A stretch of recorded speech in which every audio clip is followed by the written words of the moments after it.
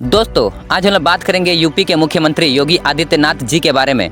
एक वक्त ऐसा था जब उत्तर प्रदेश में माफियाओं का राज हुआ करता था। लड़कियों के साथ छेड़छाड़, एसिड अटैक, मर्डर और रेप जैसी घटनाएं आम बात थी। यूपी में आम जनता डर के साए में रहते थे। यहाँ तक कि पॉलिटिकल पार्टी के बड़े बड़े नेता उन गुंडे माफियाओं से डर कर रहते थे। पुलिस भी कुछ नहीं कर पाती थी क्योंकि उन पर पॉलिटिकल प्रेशर होता था। इस वजह से यूपी में गुंडा राज पूरी तरह से फैल चुका था। 2017 से पहले जब यूपी में योगी सरकार नहीं था, तब उन्होंने संसद में कहा था अगर बीजेपी जीत कर आती है तो माफिया को मिट्टी में मिला देंगे। और जब योगी आदित्यनाथ जी 2017 में यूपी के मुख्यमंत्री बने, तब उन्होंने अपने वादे को पूरा किया और कुछ ही सालों में माफियाओं को मिट्टी में मिला दिया। पर 2017 से पहले आम जनता को माफियाओं का डर हुआ करता था। सड़कों पर दो गुटों में पत्थरबाजी जैसी घटनाओं से आम जनता बहुत ज्यादा परेशान रहते थे। फिर एक दिन यूपी के मुख्यमंत्री की कुर्सी पर योगी आदित्यनाथ जी मुख्यमंत्री बनकर बैठे। जब योगी जी सीएम बने तो बहुत से लोगों का यह मानना था कि यह महंत क्या राज्य चलाएगा, पर योगी जी ने सबको गलत साबित किया और भारत के सबसे लोकप्रिय मुख्यमंत्री बने। क्या हो रहा है देश में? पश्चिम बंगाल में हिंदुओं को मारा जा रहा है। हिंदू पलायन करने पर मजबूर है। आज भारत में जिन राज्यों पर बीजेपी सरकार नहीं है, वहाँ हिंदू आज पलायन करने पर मजबूर हो गए हैं। हिंदुओं के दुकानें, घर जलाए जा रहे हैं। हिंदुस्तान में आज हिंदू सुरक्षित नहीं है। सड़कों में गाड़ियों पर भगवान का स्टिकर देखकर गाड़ियां जलाए जा रहे हैं। पश्चिम बंगाल में सबको पता है कि पत्थरबाजी कौन कर रहा है, दंगा कौन कर रहा है, पर राज्य सरकार चुप है। जहां हिंदुओं की संख्या कम है, वहां हिंदुओं को मारा जा रहा है, भगाया जा रहा है। और आज अपने ही देश में हिंदू पलायन करने पर मजबूर हैं। योगी जी को भारत का प्रधानमंत्री बनना चाहिए, क्योंकि जिस तरह योगी जी ने पूरे यूपी की गर्मी शांत कर दी, आज यूपी में कोई दंगा नहीं होता, पत्थरबाजी नहीं होते। यूपी में अगर कोई कानून व्यवस्था तोड़ता है, दंगा करता है, पत्थरबाजी करता है, तो योगी जी उनकी गर्मी शांत कर देते हैं और उनके द्वारा अर्जित की गई संपत्ति को सरकार जब्त करती है और उस जगह पर गरीबों के घर बनाए जाते हैं। एक वक्त ऐसा था जब यूपी में लोग कट्ठा लेकर घूमते थे और उन्हें कानून का कोई खौफ नहीं होता था। और आज दिवाली का बंदूक रखने से भी लोग डरते हैं, क्योंकि योगी जी ने कानून व्यवस्था को बहुत ज्यादा सख्त कर दिया है और कोई भी कानून व्यवस्था को तोड़ता है तो उसे कड़ी से कड़ी सजा दी जाती है। जैसा कि योगी जी ने कहा था, माफिया को मिट्टी में मिला देंगे। जब पुलिस गुंडे माफियाओं को अरेस्ट करके लेकर जा रही थी तो डर के मारे माफियाओं के पेंटी गीली हो गई। जेल में एक माफिया रोज चिल्लाता था कि मेरे जान को खतरा है। तो योगी जी ने कहा, कभी तुमने सोचा है कि तुम्हारे वजह से कितने लोगों की जान को खतरा था? योगी जी ने पिछले 8 सालों में यूपी को बहुत ज्यादा सुधारा है और यूपी को बहुत ज्यादा डेवलप किया है। जब महाकुंभ में अचानक भगदड़ मची और श्रद्धालुओं की मौत हो गई तो इसका जिम्मेदार योगी जी को माना गया। अपोजिशन पार्टी के लोग योगी जी पर आरोप लगा रहे थे और ये कह रहे थे कि योगी जी को तुरंत इस्तीफा दे देना चाहिए। यहाँ तक कि कुछ हिंदू पंडित भी कह रहे थे कि योगी जी सीएम के योग्य नहीं है। पर हिंदुओं को अपने दिन भूलने नहीं चाहिए। सबसे घनी आबादी वाले राज्य का मुख्यमंत्री दिन रात एक करके पूरी व्यवस्था लगाकर यहाँ सेवा दे रहा है और आप उस पर आक्षेप कर रहे हैं, उसके प्रामाणिकता पर, उसके काम करने की शैली पर प्रश्न उठा रहे हैं। तो हिंदुओं को ये भूलना नहीं चाहिए, जब सड़कों पर घसीटकर हिंदुओं को लाठियों से पीटा गया था, उस मुख्यमंत्री से इस्तीफा लिया था क्या? पालघर के निहत्थे साधुओं को दौड़ा दौड़ा कर मार डाला गया था, उस मुख्यमंत्री से इस्तीफा लिया था क्या? अयोध्या में निहत्थे राम भक्तों को दौड़ा दौड़ा कर गोलियों से भून दिया गया था, उस समय इस्तीफा लिया था क्या? योगी आदित्यनाथ से इस्तीफा चाहिए इनको। योगी आदित्यनाथ सबसे पहले 1998 में गोरखपुर से चुनाव भाजपा प्रत्याशी के तौर पर लड़े और तब उन्होंने बहुत ही कम अंतर से जीत दर्ज की, लेकिन उसके बाद हर चुनाव में उनका जीत का अंतर बढ़ता गया। वे 1999, 2004, 2009 तथा 2014 में संसद चुने गए। इन्होंने अप्रैल 2002 में हिंदू युवा वाहिनी बनाई। योगी आदित्यनाथ जी का जन्म 5 जून 1972 को देवभूमि उत्तराखंड के पौड़ी गढ़वाल के पंचूर गाँव में वन विभाग के अधिकारी आनंद सिंह बिष्ट के घर हुआ। इस बच्चे का नाम अजय सिंह बिष्ट रखा गया। अजय सिंह बिष्ट आगे चलकर योगी आदित्यनाथ के नाम से जाने गए। योगी आदित्यनाथ के कुल 7 भाई बहन हैं। आदित्यनाथ के पिता चाहते थे कि बैचलर्स करने के बाद वो उनके ट्रांसपोर्ट के बिजनेस में मदद करे, लेकिन बिजनेस में उनकी जरा भी दिलचस्पी नहीं थी। 10वीं पास होते ही उनका दाखिला भारत मंदिर इंटर कॉलेज में कराया गया। इसके बाद उन्होंने हेमवती नंदन बहुगुणा गढ़वाल यूनिवर्सिटी से गणित में बैचलर्स की डिग्री हासिल की। राम मंदिर आंदोलन में हिस्सा लेने के दौरान योगी एक कार्यक्रम में महंत अवैधनाथ से मिले थे। आंदोलन के बाद से ही उनका मन घर में नहीं लग रहा था। योगी आदित्यनाथ पहली मुलाकात में ही अपने गुरु अवैधनाथ से काफी प्रभावित हुए थे। 1993 में एक दिन अजय घर छोड़कर गोरखपुर पहुंच गए थे। घर से निकलते समय उन्होंने नौकरी के लिए बाहर जाने की बात कही थी, लेकिन वो महंत अवैधनाथ के पास गोरखपुर आश्रम पहुंच गए। मुख्यमंत्री योगी आदित्यनाथ की पहचान यूं ही सबसे अलग नहीं है। उनका हर परिस्थिति में समान भाव से सामना करने का अनुभव है, जो हर कदम पर मिसाल कायम करता है। योगी आदित्यनाथ के सन्यासी से भारत के सबसे बड़े आबादी वाले राज्य के मुख्यमंत्री बनने तक का सफर आसान नहीं था, पर उन्होंने कभी हार नहीं मानी और बीजेपी का दामन नहीं छोड़ा और 2017 में उन्हें यूपी के मुख्यमंत्री के तौर पर चुना गया। इसके बाद उन्होंने यूपी में माफियाओं को मिट्टी में मिला दिया। हिंदुओं को कभी अपने बुरे दिन भूलने नहीं चाहिए और एक साथ मिलकर योगी जी का साथ देना चाहिए। तो दोस्तों, ये है योगी आदित्यनाथ जी की कहानी।